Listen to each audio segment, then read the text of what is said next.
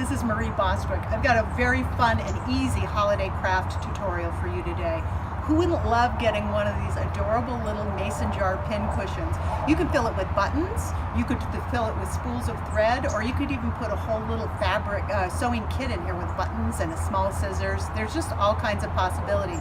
And the best part about this craft, it is so easy to make. There is no sewing involved. So let me show you how it's done. First, let's talk about the supplies you're going to need. You're going to need sewing scissors and craft scissors. You're going to need a hot glue gun. You're going to need a little bit of batting, or, well, just some batting would be fine. You're going to need your mason jar and your mason jar lids, a little bit of cork, and you can get this at any craft store. I got mine at Michael's. It was about $4 for the roll. The reason I like cork is it'll keep your pins nice and sharp. You're only going to need a little bit, but you can save it for another use. Maybe you'll make a bulletin board. You're also going to need a very cute fabric that you choose. Today I bought this very modern chevron piece. I think it's going to be pretty. So the first thing we're going to do is we're going to take our cork. We're going to lay the outer ring of the mason jar down on top of that. We're going to take a pen and we're going to trace a circle on the inside. The reason we want to do it on the inside instead of the outside is so then your mason jar will close when you get your pin cushion done. Just like that. Now, I've already done that, and I already in fact took the inner flat part of the mason jar and I hot glued this little piece of cork onto that. So that is step one.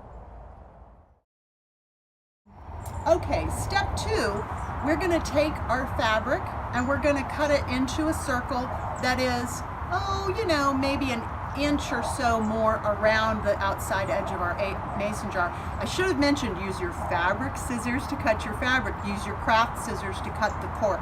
Do not use your fabric scissors to cut cork. That's a terrible idea. And if you do it, I'll get the twitches. It'll upset me. So then you're going to take a little ball of batting.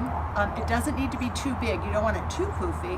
You're going to make it into a ball, and then you're going to kind of squish this down a little bit and hold it tight with your middle finger. Then we're going to take our hot glue gun and just start putting a little dot of glue here and here. We'll begin, and we're going to start very carefully putting this around, pushing it down. You might want to count to 10 before you push your finger down on that hot glue. I learned that the hard way today. And you're going to keep going all the way around, folding it, keeping that lid fabric pretty tight around the lid, just like that.